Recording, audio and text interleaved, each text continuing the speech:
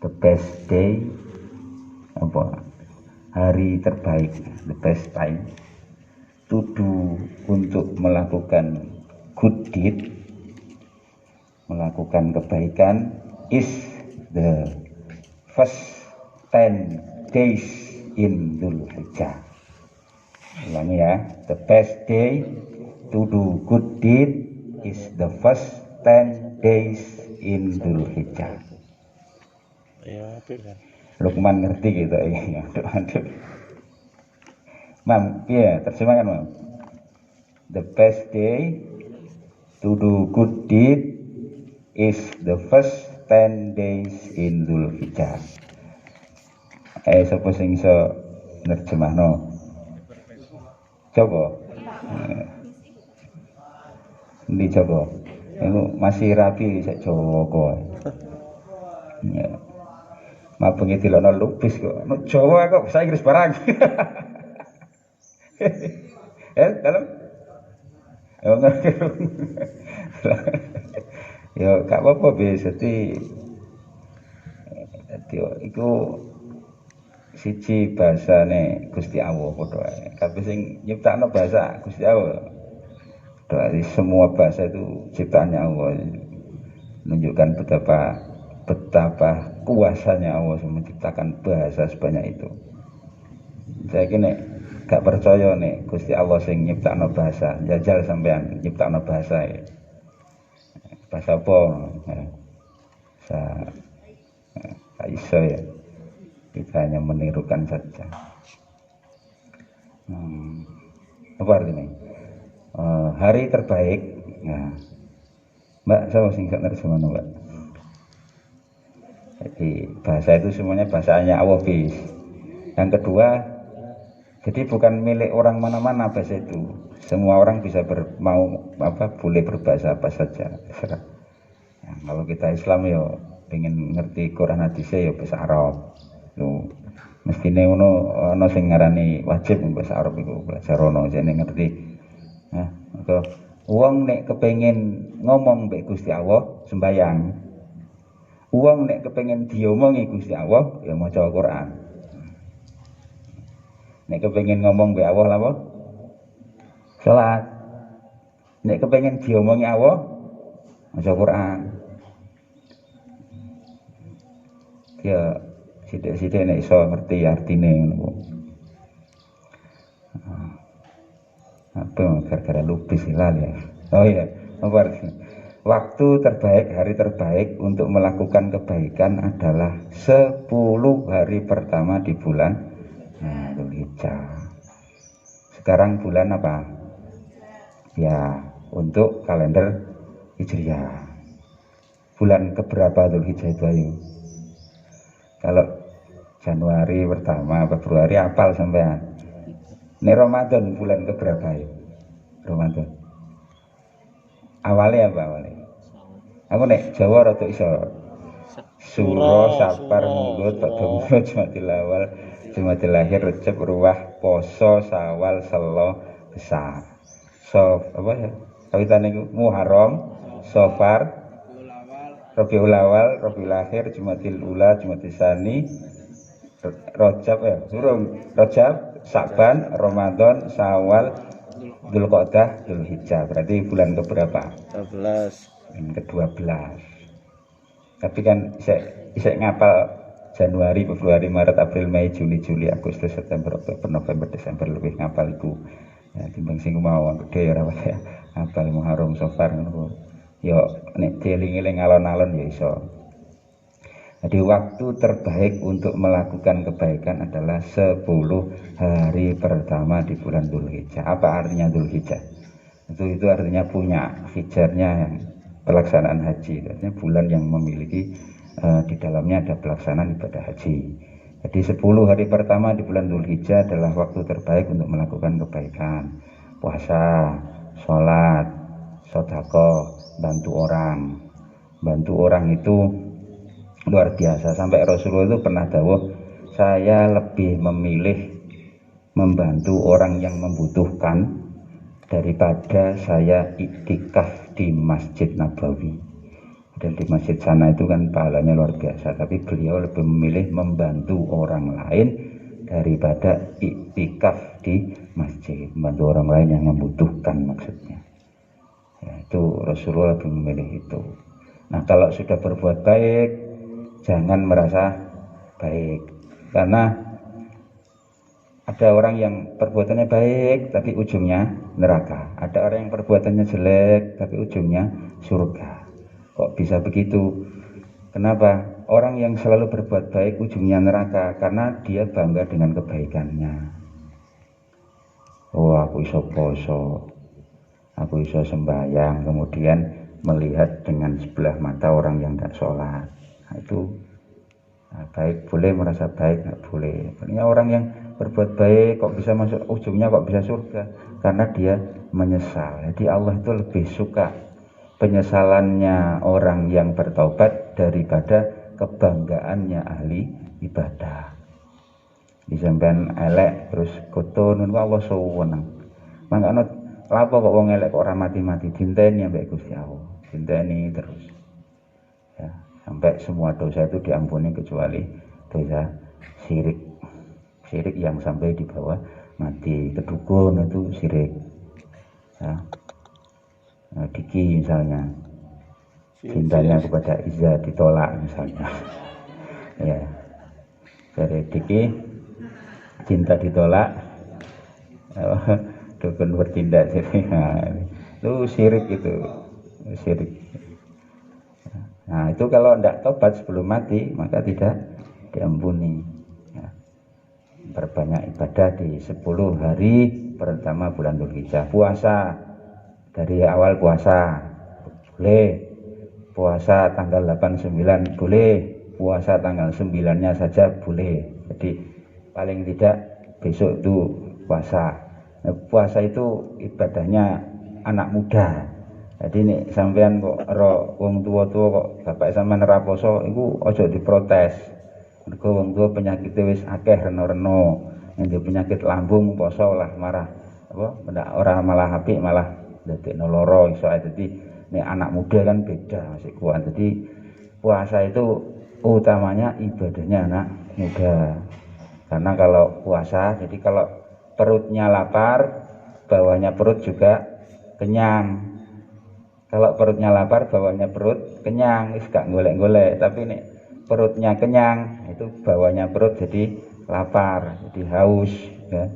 Jadi makanya di pondok itu makannya nggak banyak-banyak biar nggak terlalu kenyang, jadi biar terjaga itu hawa nafsunya itu.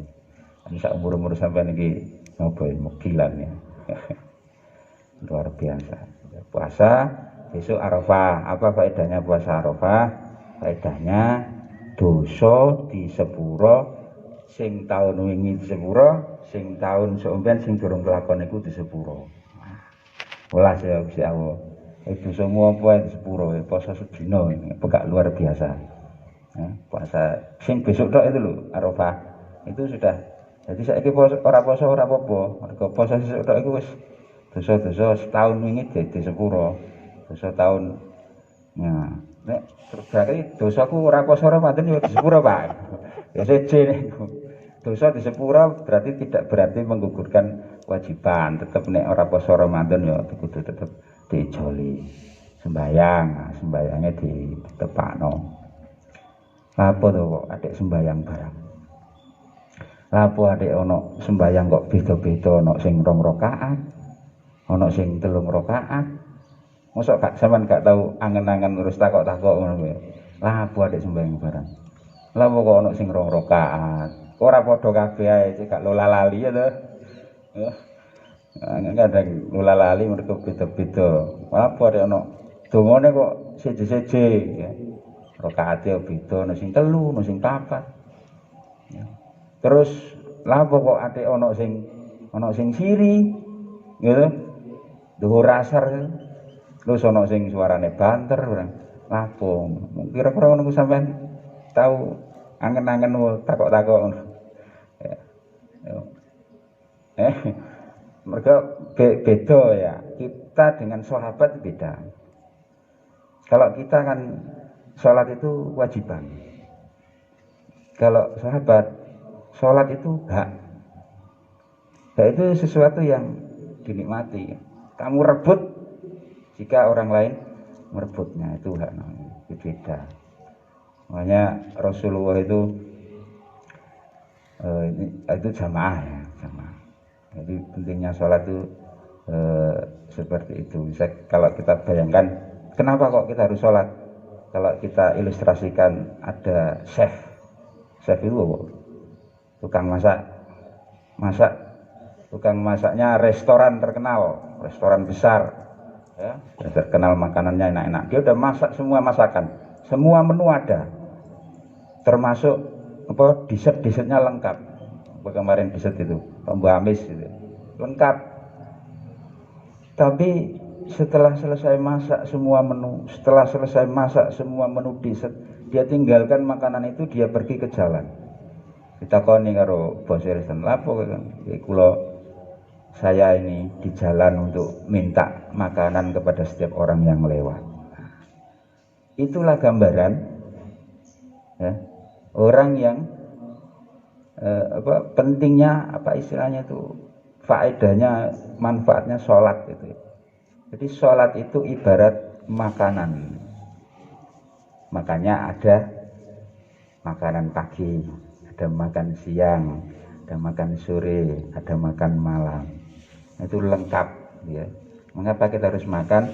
Karena jiwa juga butuh makan, bukan hanya tubuh. Nah, makanannya jiwa itu apa? Ya ingat Allah. Ingat Allah itu utamanya melalui apa? Melalui sholat.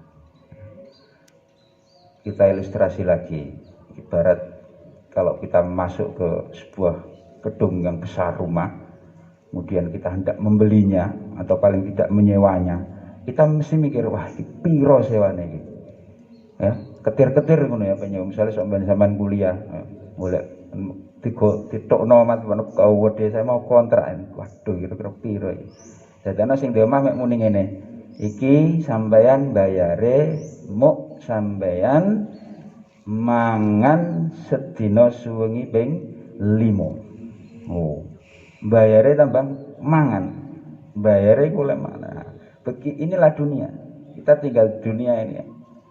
Bayare mau gur apa on sholat. Jadi semuanya untuk kita, dunia ini untuk kita, sholatnya juga untuk kita. Gak ada bagian sama sekali untuk Allah, itu tidak ada. Sholat itu juga untuk manusia. Enggak, kita dengan sahabat beda. Ini sahabat menganggap sholat itu hak.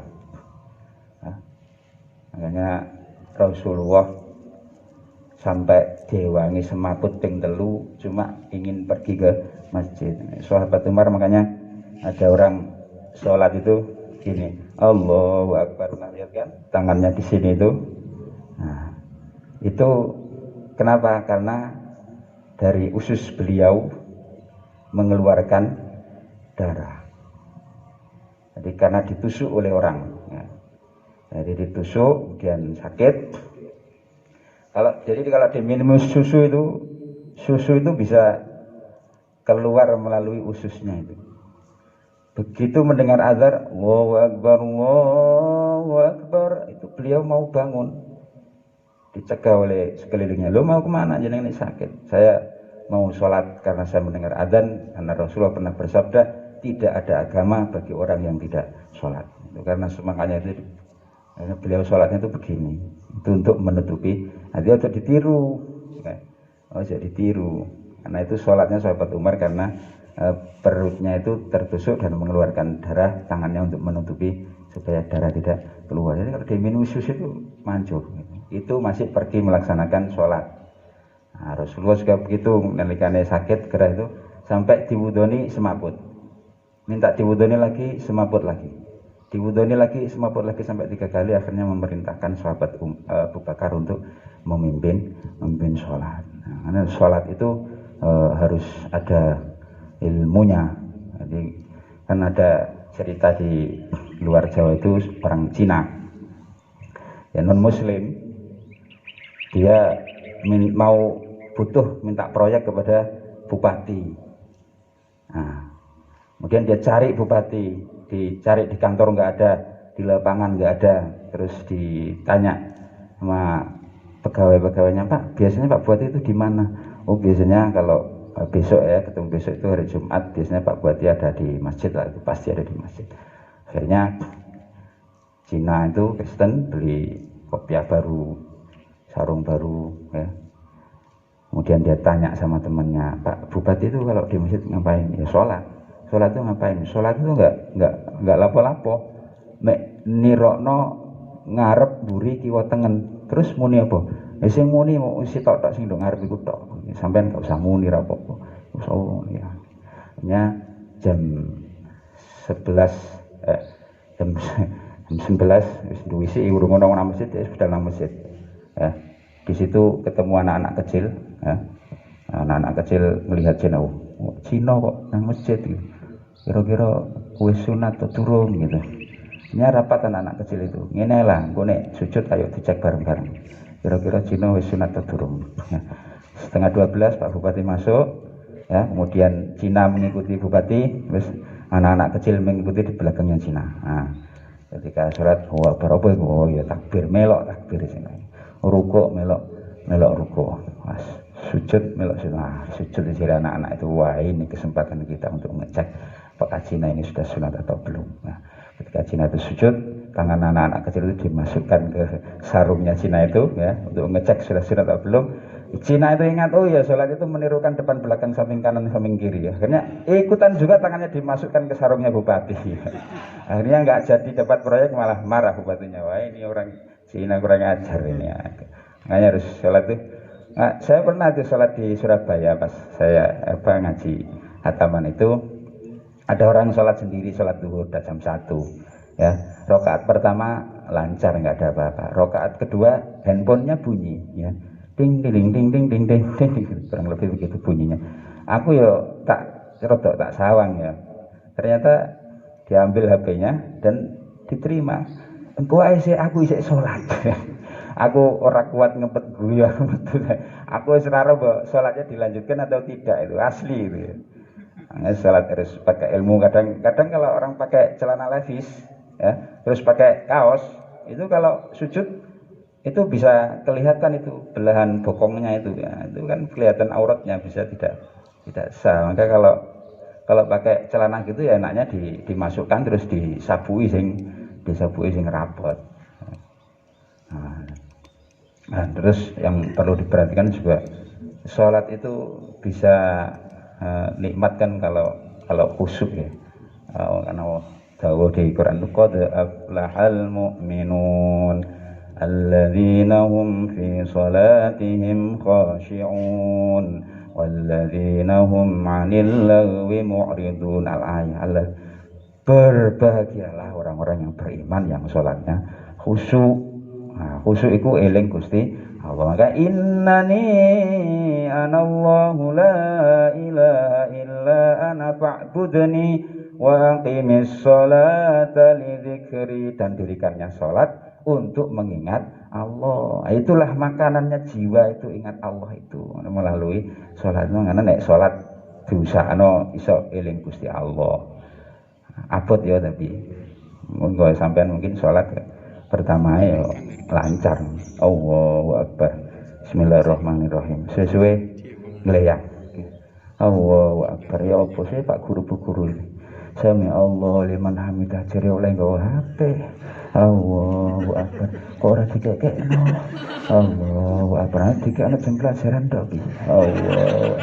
Lah aku tuh pada lihat HP aku pengen mabar. Allahu Akbar. Allah, nah aku lah gak iso ML, gak iso WhatsAppan, gak iso Facebookan. Sami Allah liman hamidah, ngono terus sampai salam enggak lagi. Lho aku sholat. Sampai bacaan imamnya ndak tahu, suratnya imamnya ndak tahu ya.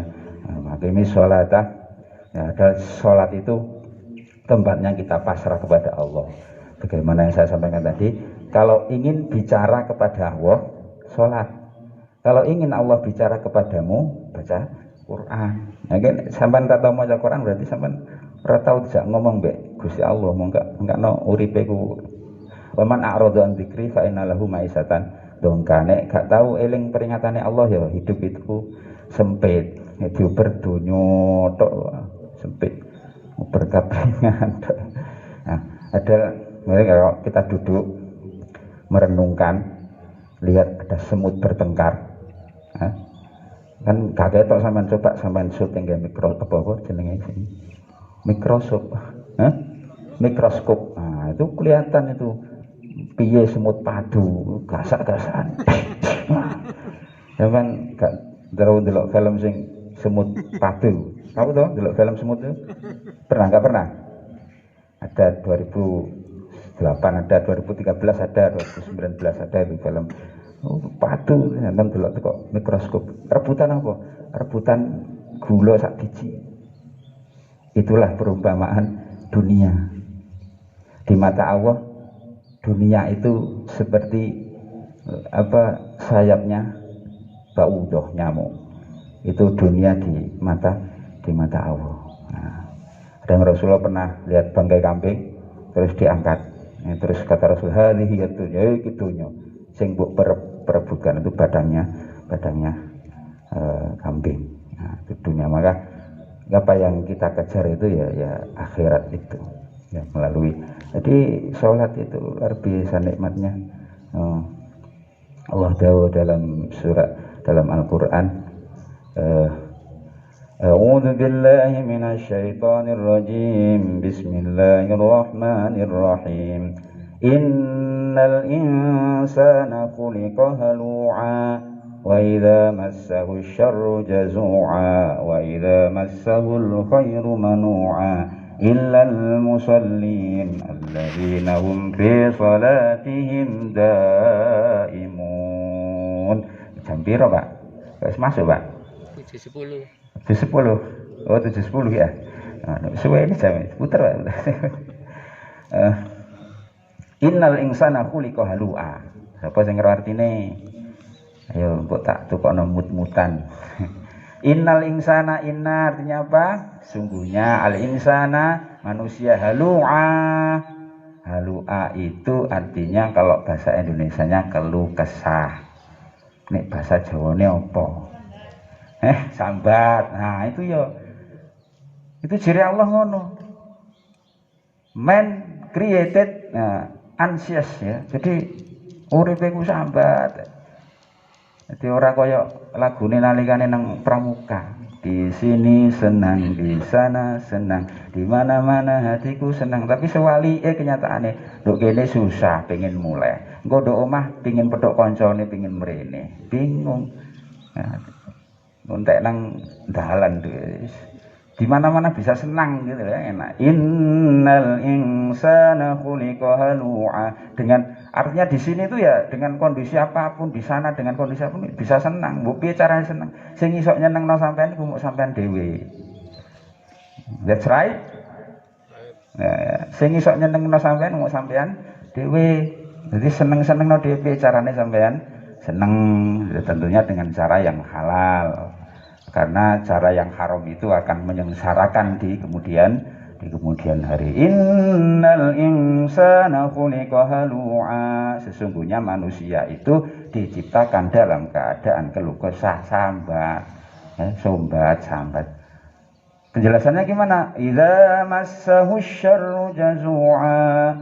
Apabila ditimpa kejelekan, jazu'a, mau sambat, padha ya sambat.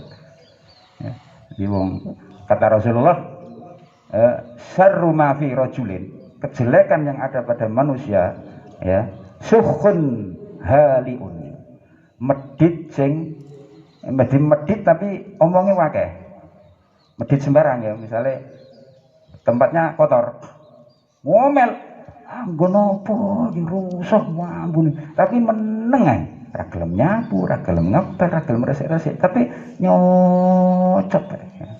CO2 ini gak leren-leren. Syukhun haliun, wajubnun khaliun, dan pengecut yang tidak tanggung jawab. Itu ciri Rasulullah elek-elek. Wong, kalau saya analisa pengalaman itu, pengkhianatan itu, iya, pengecut itu luar biasa, ya. Itu kejahatan yang luar biasa, pengkhianatan itu, ya, pengecut itu. Jadi pengecut itu koyo mari ngono ono apa-apa melayu. Nah itu jubnul khaliun, gak tanggung Jadi ku elek-elek menungso jare Rasulullah. Medit tapi nyocot ya. Nah, kan medit itu makan biasa kadang nih ana wong ustaz kan nengeri. Pokoknya nek akeh usule iku mesti kok dilakoni. Lah kalau begitu Bapak nyumbang berapa? Ah kalau itu nanti dulu. Ya, tapi pedit itu enggak hanya materi, bisa tenaga, bisa bantuan itu. Wa idza massahu syarru jazua, nek ditimpa kesulitan keluh kesah, mengeluh. Lah padahal orang hidup itu pasti ada sulitnya, karena dengan sulit inna ma'al usri yusra, setelah satu kesulitan berbagai macam kemudahan. Mesti ngono diulangi 2 kali oleh Allah. Fa inna ma'al usri yusra. Wong ora gelem angel. Jere Imam Syafi'i sapa itu ya? Barang siapa yang tidak mau susah payah mencari ilmu, maka dia akan menikmati kebodohannya. Ini kurang lebih ngono. Kaya ana rada keliru tapi sing bener aku lah. Jika ditimpa kejelekan itu keluh kesah ya. Kurang ini, kurang ngono. Itu memang sifatnya manusia. Lah, sifat ngono ku gak enak. Ora nyenengno. Lah nek kudu nyenengno awake dhewe ya dirubah. Wa idza massahul khairu manu'a, nek dikei keapian dia mencegah ya, pelit iku mau. Punya kesehatan pelit nggak digunakan, punya kesempatan pelit nggak digunakan, punya uang pelit nggak dibagi, punya jajan pelit nggak dibagi, makannya di kamar mandi, nah, disembunyikan sampai lemari ini mampu. Nah itu yo dibagi-bagi, tapi yo sampean yo ngono nek ana koncone disembunyikan ya wis sampean gak, itu hak yo. Nah, itu ndak sih. Jadi kita belajar rada modern kaya wong Eropa ngono lho. Gak patek ngurusi urusane wong. Tapi lek nasibe perlu diurusi. Misalnya konco kelaparan perlu diurusi. Ya. Tapi urusane wong itu enggak perlu diurusi, ya. Misalnya sarunge jahitan ora perlu diurusi. Nah, nek sampean kepengin nukono sarung ya sampean tukono. Masih yo ari basan ana wong elek ngono ku ya gak usah di tapi nek kepengin sampean pengin nasihati ya diceluk dhewe. Itu konsep Islam mestinya begitu. Maka aslinya saya secara pribadi nek ono kejelekan terus di disebar-sebar itu kan enggak bagus ya. Illal musallin, kecuali orang yang sholat dia tidak perlu kesal, dia sehari 5 kali ngomong ke Allah niki masalah kula Gusti ya. Fasta'inu bis sabri was shalah, jaluk tulungan nang Allah bisa beri kelawan sabar. Dadi wong sabar, enak wong sabar itu, santai, gak apa-apa, biasa ya. Bis was shalah, dan dengan sholat. Jadi bayangno sampean ngadep ngomong nang Allah iki Gusti masalah kula niki dinten niki wau niki. Itu sampai sedina ping 5 apa gak los ya. Wis sedina ping 5. Alladzina hum fi salatihim daimun. Orang sing ngarani daimun itu khusyuk dalam salat, ada yang ngarani itu istiqomah ya. Jadi salat jadi kita perbanyak ya, saya ulangi di awal tadi, the best day to do good deed is the first 10 days Idul Hijjah. Bahkan ulama mengatakan melebihi dari Ramadan, 10 hari pertama bulan Dzul Hijjah itu. Makanya sampean-sampean puasa itu luar biasa, mudah-mudahan membawa barokah bagi diri kalian pribadi, bagi orang tua, bagi subuh ya. Nah, puasa mesti subuh, mesti jamaah, masa tidur lagi. As-subuhu tamna'ur rizqa. Waktu subuh itu bisa mencegah rezeki. Maksudnya dia, jadi uang itu rezekinya sempit ketika pada saat waktu sholat subuh dia tidur. Karena saat itulah Allah membagi rezeki, membagi kebahagiaan. Aman jajalnya, aja sembahyang subuh terus no. Sumpek murid mesti. Mau pingin nduk kene, pingin nduk kono pingin nduk kene, DKI mangane A pengen B, mangane B pengen C, mesti ngono. Itu biasanya gara-gara mereka ora sembahyang pada saat waktu atau tidur pada waktu subuh. Pada waktu subuh itu ya sampai sebelum matahari terbit. Itu semua waktu itu nggak boleh tidur. Ini tidur gara-gara sumpah. Lek sumpah ke sampean tok gak apa-apa. Itu karena Pak rezeki jenengan sampean itu lewat orang tua. Ini rezeki sampean sampai ya rezeki ini orang tua. Sampean jajal ya guys. Subuh itu rutin tang. Duhur asar wis kari-kari saiki ra apa, tapi nek mergo apa? Sembayang isya jamaah padha karo salat tahajud setengah wengi. Tambah salat subuh jamaah padha karo salat tahajud semalam suntuk. Itu kalau apa Maidatur Rahmah, meja makanan kasih sayang dari Allah. Jadi kau kabeh iki sing enak menungsone. Allah ndak ada bagian sama sekali. Ya, perbuatan baik kita juga akan kembali kepada kita. Karena kalau kita bantu orang lain kayak kok enak. Lah padahal ngene lho. Lakukan atau perlakukan orang seperti kamu ingin diperlakukan oleh Allah. Cocok ora? Nek kowe kepengin dienakno mbek Allah ya, enakno wong. Wallahu fi ainil aunul abdi makanul abdu fi auni akhihi. Salat harus pakai ilmu. Yang paling kelihatan salah atau benar itu biasanya dalam keadaan ruku. Nah, saya sendiri kadang ngecek itu kadang ya orang bener. Mestinya ruku itu kene itu lurusnya. Aku kadang ya mbok iso mbok ora ngono kan delokno wong sek bengkong Pak jadi belarak. Lurus jero.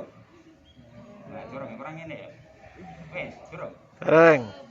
Dereng. Ya sampean dhewe ayo, Pak. Ayo ngadeg kabeh. Ayo ngadeg. Berdiri semua coba. Yang ada yang berdiri. Ayo silakan berdiri semua. Bapak Ibu guru dasar apa ayo berdiri semua. Ayo nanti ayo berdiri semua dulu. Berdiri semua dulu, lihat rukuknya saja. Yang sebelah sini rukuk, ini berdiri lihat temannya. Ayo, yang sini rukuk semua. Coba, dilihat, dicek, diluruskan kalau belum lurus. Ini rukuk. Ini lihat, yang sebelah ini rukuk, ini lihat, rukuk itu lihat. Ayo, silakan. Yang perempuan juga begitu. Silakan dicek temannya sendiri. Dibetulkan ini betulkan ini. Yang sebelah kirinya dilihat dibetulkan. Ayo coba rukuk. Nah, ngono. Terus pertahankan kira-kira nanti saya seperti itulah rukuknya gitu. Nah itu munggluk itu. Lek Rasulullah itu Mas ya Mbak ya. Ditaruh gelas itu enggak tumpah gelasnya.